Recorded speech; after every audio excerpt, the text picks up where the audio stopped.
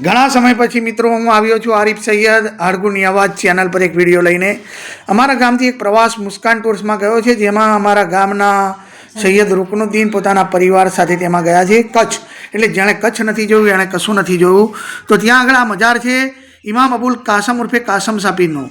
તેઓ ઇમામ ઝૈનુલ આબેદીન એટલે કે ઇમામ હુસૈન અલૈહિસ્સલામના જે પૌત્ર છે તેમના દોહિત્ર એટલે કે તેમના પૌત્ર ઇમામ કાસિમ, જેઓ ઈસવીસન 716 ને હિજરી સન 137 કચ્છ મુકામે આવ્યા હતા. એટલે કે ઈસવીસન 716 ઇમામ અબુ કાસમ ઉર્ફે કાસમ સાબીર કચ્છમાં પધાર્યા હતા, જેનો હવાલો જરૂરિયાત દીનમાંથી લેવામાં આવ્યો છે.